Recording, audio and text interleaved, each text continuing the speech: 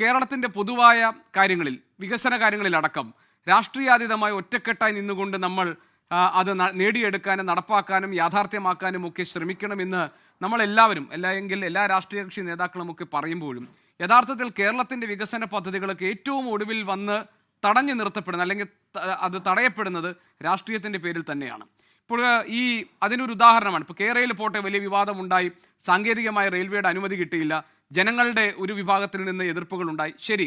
പക്ഷേ അതിവേഗ റെയിൽപാത എന്ന നമ്മളുടെ ഒരു ഇൻഫ്രാസ്ട്രക്ചർ ഡെവലപ്മെൻറ്റിൻ്റെ ഭാഗമായി അത് ആവശ്യമാണ് എന്ന് എല്ലാവർക്കും ഒരുപോലെ നിലപാടുള്ളപ്പോൾ തന്നെയാണ് ഇ ശ്രീധരൻ കൊടുത്താൽ ആ പദ്ധതിക്ക് അംഗീകാരം, സംസ്ഥാന സർക്കാർ അതേ പദ്ധതി കൊടുക്കുമ്പോൾ റെയിൽവേ അംഗീകാരം നൽകാതിരിക്കുകയും ഇ ശ്രീധരൻ വലിയ ശുഭാപ്തി വിശ്വാസത്തോടെ ഞാൻ അംഗീകാരം നേടിയെടുക്കുകയും പറയുകയും സംസ്ഥാന സർക്കാർ ഒരു ബദൽ സംവിധാനം, അല്ലെങ്കിൽ RRTS പോലൊരു സംവിധാനം കൊണ്ടുവരുമ്പോൾ അത് പ്രായോഗികമല്ല, അതിന് പൊളിറ്റിക്കൽ സ്റ്റണ്ടാണെന്ന് അദ്ദേഹം വിമർശിക്കുകയും ഒക്കെ ചെയ്യുന്നു.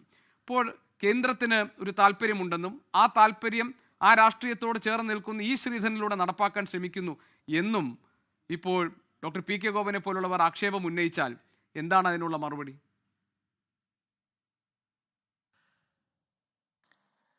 ഗോപികൃഷ്ണൻ, ചില യാഥാർത്ഥ്യങ്ങൾ നമ്മുടെ മുമ്പിലുണ്ട്, നമ്മൾ കാണണം അതിനെ. ഒന്ന്, താങ്കളുടെ ഇൻട്രോയിൽ പറഞ്ഞ ഒരു കാര്യം വളരെ കൃത്യമാണ്. കല്ലുവട്ടി യന്ത്രം മുതൽ കമ്പ്യൂട്ടർ ഉൾപ്പെടെ കേരളത്തിൻ്റെ വികസനത്തിന് തടസ്സം നിന്നത് കേരളത്തിലെ വരട്ടുവാദ രാഷ്ട്രീയ കുതന്ത്രങ്ങളായിരുന്നു എന്നുള്ളതൊരു പച്ച പരമാർത്ഥമാണ്. അതിനെ തള്ളിപ്പറഞ്ഞവർ, അതിനെ എതിർത്തവർ, പിന്നീട് വർഷങ്ങൾ കഴിഞ്ഞ് അതൊക്കെ നടപ്പിലാക്കേണ്ടി വരുമ്പോൾ സ്വാഭാവികമായിട്ടും ഒരുപാട് വർഷങ്ങളും ഒരുപാട് നീതി നിഷേധിക്കപ്പെട്ട തലമുറയുടെ ചരിത്രവുമാണ് നമ്മുടെ മുമ്പിലുള്ളത്. ഇവിടെ ഒരേ നാക്കിൽ തന്നെ ഡോക്ടർ ഗോപൻ സാറ് ആശങ്കയും ആശ്വാസവും വിതറുന്നുണ്ട്. അദ്ദേഹം പറയുന്നു കേരളയിൽ വരും, അത് മറ്റൊരു പേരിൽ. ഇവിടെയാണ് നമുക്ക് വിയോജിപ്പുള്ളത്. നോക്കൂ, കേരളിൻ്റെ വരവിനെക്കുറിച്ച് വളരെ ആശങ്കയുള്ള ജനങ്ങളുണ്ട്. ഗോപികൃഷ്ണൻ പറഞ്ഞ ഒരു കാര്യം ശരിയാണ്, ജനങ്ങൾക്ക് വേണ്ടിയാണ് വികസനം. ജനങ്ങളുടെ ബഹുഭൂരിപക്ഷവും സ്വാഗതം ചെയ്യുമ്പോഴാണ് വികസനം ജനങ്ങൾക്ക് വേണ്ടിയാവുന്നത്. പകരം അദ്ദേഹം ഇവിടെ പറഞ്ഞ മാതിരിയിൽ വെറുതെ ഒരു ലാഘവബുദ്ധിയോടെയുള്ള പ്രവർത്തനങ്ങളായിരുന്നില്ല സിൽവർ ലൈനിൽ ഉണ്ടായിരുന്നത്. അന്യൻ്റെ, പാവപ്പെട്ടവൻ്റെ കിടപ്പാടത്തിനകത്തേക്ക് പോലീസിൻ്റെ സംരക്ഷണയിൽ അതിക്രമിച്ചു കയറി, കിടപ്പ് മുറിയിൽ കയറി മഞ്ഞക്കുറ്റിയിടുന്ന പ്രവർത്തനം, അതെൻ്റെ വീട്ടിൽ വരാത്തിടത്തോളം കാലം എനിക്കതിൻ്റെ വേദന അറിയേണ്ടാവില്ല. ഗോപൻ സാറിൻ്റെ വീട്ടിൽ വരാത്തിടത്തോളം കാലം ഒരുപക്ഷെ ഗോപൻ സാറിന് എൻ്റെ ബുദ്ധിമുട്ട് അറിയേണ്ടാവില്ല. പക്ഷേ കേരളത്തിലെ രാഷ്ട്രീയത്തിനപ്പുറത്ത് ചെങ്കൊടി കയ്യിൽ പിടിച്ചതടക്കമുള്ള ഒരു വലിയ തലമുറ അതിനെതിരായിട്ട് രംഗത്ത് വന്നു. അവർക്ക് വേണ്ടിയാണ് വികസനം എന്നവർക്ക് തോന്നിയിരുന്നില്ല എന്നുള്ളതാണ് ഇതിൻ്റെ പച്ച പരമാർത്ഥം. ഇപ്പോഴും നമുക്ക് ആശങ്കയുണ്ട്. ഒന്ന്, ഗോപികൃഷ്ണൻ പറഞ്ഞ മാതിരിയിൽ കേന്ദ്ര ഗവൺമെൻറ് ഈ DPR അല്ലെങ്കിൽ ഈ പദ്ധതി അംഗീകരിച്ചതായിട്ട് എൻ്റെ മുമ്പിൽ തെളിവുകളൊന്നുമില്ല. ചില ചർച്ചകൾ വാക്കാലുമല്ലാതെ ഉള്ളത് നടന്നു വരുന്നു. പക്ഷേ ഈ ചർച്ചയിൽ ഒരു കാര്യത്തിൽ നമുക്ക് യോജിപ്പുണ്ട്. കേരളത്തിലെ വരുന്ന തലമുറയ്ക്ക് നമ്മോടൊപ്പം 4-5 വർഷത്തിനുള്ളിൽ അതിവേഗ റെയിലിൻ്റെ ഗുണഭോക്താക്കളായി മാറണം. അതിന് കേരളത്തിൽ ഏറ്റവും അനുയോജ്യമായൊരു പദ്ധതി വരണം. അതിൽ ശ്രീധരൻ നമ്മുടെ മുമ്പാകെ ചില കാര്യങ്ങൾ തുറന്നു പറഞ്ഞത് മാത്രമാണ് ഗോപികൃഷ്ണൻ നമ്മുടെ മുമ്പിലുള്ളത്. അദ്ദേഹം പറയുന്നു കേരളിൻ്റെ മുമ്പുണ്ടായിരുന്ന ആസൂത്രണത്തിൽ അദ്ദേഹത്തിന് വലിയ പങ്കാളിത്തം ഉണ്ടായിരുന്നു സംസ്ഥാന ഗവൺമെൻറ്റുമായിട്ട്. പക്ഷേ അത് എവിടെയോ വഴിപിരിഞ്ഞു പോയി, ലക്ഷ്യത്തിൽ നിന്നും പുറകോട്ട് പോയപ്പോൾ അദ്ദേഹം പറയുന്നു വാക്കാലല്ല, ഓരോ ഘട്ടത്തിലും വഴിമാറിപ്പോകുമ്പോൾ സംസ്ഥാന ഗവൺമെൻറ്റിന് ഞാൻ രേഖാമൂലം കത്തെഴുതിയിട്ടുണ്ട്. ജനകീയ പ്രക്ഷോഭത്തിൻ്റെ കാര്യത്തിലായാലും അതിനെതിരായുള്ള നിയമതടസ്സത്തിൻ്റെ കാര്യത്തിലായാലും അത് വഴിതെറ്റിപ്പോകുന്ന ഓരോ ഘട്ടത്തിലും സംസ്ഥാന ഗവൺമെൻറ്റിനോട് ഞാൻ കത്തിടപാടുകൾ നടത്തിയിട്ടുണ്ട് എന്ന് അദ്ദേഹം ഇന്നലെ വ്യക്തമാക്കി. കേരളയിൽ എന്തുകൊണ്ട് അപ്രായോഗികമാണ് എന്ന് ഞാൻ കേരളത്തിലെ മുഖ്യമന്ത്രിയോട് പറഞ്ഞു. പക്ഷെ വളരെ വൈകിയാണെങ്കിലും കേരളത്തിലെ മുഖ്യമന്ത്രി ഉൾപ്പെടെയുള്ളവർ കേരളത്തിൻ്റെ പാരിസ്ഥിതിക കോട്ട കെട്ടിത്തിരിക്കുന്ന, കേരളത്തിലെ പാവപ്പെട്ടവൻ്റെ കിടപ്പാടത്തിനകത്ത് ബലാത്കാരണ മഞ്ഞക്കുറ്റി നടത്തുന്ന ആ പദ്ധതിയിൽ നിന്ന് സംസ്ഥാന ഗവൺമെൻറ് പുറകോട്ട് പോയി. ഇപ്പോൾ സംസ്ഥാന ഗവൺമെൻറ് പ്രഖ്യാപിച്ചിരിക്കുന്ന RRT ആണോ അതല്ല മറ്റതാണോ പ്രായോഗികമെന്ന് അറിയണമെങ്കിൽ RRT എവിടെയാണ് ചർച്ച ചെയ്യപ്പെട്ടത്? RRTയുടെ വിശദാംശങ്ങൾ എവിടെയാണ് പുറത്തു വന്നിരിക്കുന്നത്? RRT കേവലം പേര് മാറ്റിയതാണോ? ആറാട്ടിക്ക് എത്രമാത്രം ഭൂമി ഏറ്റെടുക്കേണ്ടി വരും? ആറാട്ടിക്ക് എത്രമാത്രം തുക ചെലവഴിക്കേണ്ടി വരും?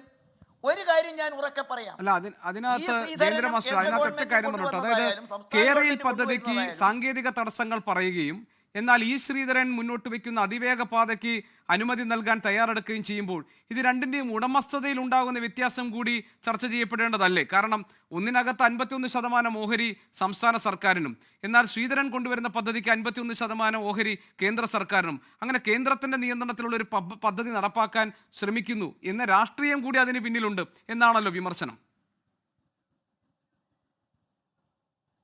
ഗോപികൃഷ്ണൻ, കേരളം ആരുടേതാണ്? കേരളത്തിൽ മരണം വരെ CPM ആയിരിക്കുമെന്ന് നമുക്ക് ഉറപ്പുണ്ടോ? കേന്ദ്രത്തിൽ മരണം വരെ BJP ആയിരിക്കുമെന്ന് നമുക്ക് ഉറപ്പുണ്ടോ? അങ്ങനെയില്ലല്ലോ. കേരളം വേറെ കേന്ദ്രം വേറെ എന്നൊരു ചർച്ചയ്ക്ക് നമ്മൾ കൊണ്ടുപോകണോ? മാത്രമല്ല, ഞാൻ ഒരു കാര്യം കൂടി ഗോപികൃഷ്ണൻ ശ്രദ്ധയിൽപ്പെടുത്തുന്നു. ഇപ്പം എൻ്റെ സുഹൃത്ത് ചോദിച്ചു, സംസ്ഥാന ഗവൺമെൻറ്റിൻ്റെ വിശ്വാസം എടുക്കണ്ടേ? വേണം സർ. ഈ സംസ്ഥാന ഗവൺമെൻറ്റിന്, ഇപ്പോഴുള്ള സംസ്ഥാന ഗവൺമെൻറ്റിൻ്റെ കാലാവധി എന്ന് പറയുന്നത് മാസങ്ങളാണ്. അവർക്ക് എനിക്ക് തോന്നുന്നില്ല 12 കൊല്ലത്തേക്കുള്ള ആധികാരികമായിട്ട് അംഗീകാരം കിട്ടുമോ എന്നുള്ളത് നമുക്ക് കണ്ടറിഞ്ഞതാണ്. ഇനി ഗോപികൃഷ്ണൻ ചോദിച്ച കാര്യം ഞാൻ ഗോപികൃഷ്ണനോട് പറയുന്നു, ഇത് മാത്രം പോരാ ഗോപികൃഷ്ണൻ, ചെലവിൻ്റെ കാര്യം മാത്രം പോരാ. ഞാൻ ഒരു കാര്യം താങ്കോട് പറയട്ടെ, 86,000 കോടി രൂപ മുതൽ 1 കോടി രൂപ വരെ മുടക്കുന്ന ഈ പദ്ധതി വയബിൾ ആണോ എന്ന പഠനം നടക്കണ്ടേ? ഇത്രമാത്രം യാത്രക്കാരുണ്ടാകുമോ എന്ന കാര്യത്തിൽ നമുക്ക് ഉറപ്പുവരുത്തേണ്ടേ? ഇതിനാവശ്യമായ മെറ്റീരിയലുകളും ഇതിനാവശ്യമായ കാര്യങ്ങളും ഉണ്ട് എന്ന് നമുക്ക് ഉറപ്പുവരുത്തണ്ടേ? യാത്രക്കാരുടെ എണ്ണത്തിലും അവർക്ക് താങ്ങാവുന്ന ചാർജിലുമായിരിക്കുമെന്ന് ഉൾപ്പെടുത്തുക എന്നും ഭാവിയിൽ വരാൻ പോകുന്ന ആവശ്യം കൂടി കണ്ടറിഞ്ഞുകൊണ്ട് ഇത് ആവശ്യമാണ് എന്ന് ഉറപ്പുവരുത്തണ്ടേ?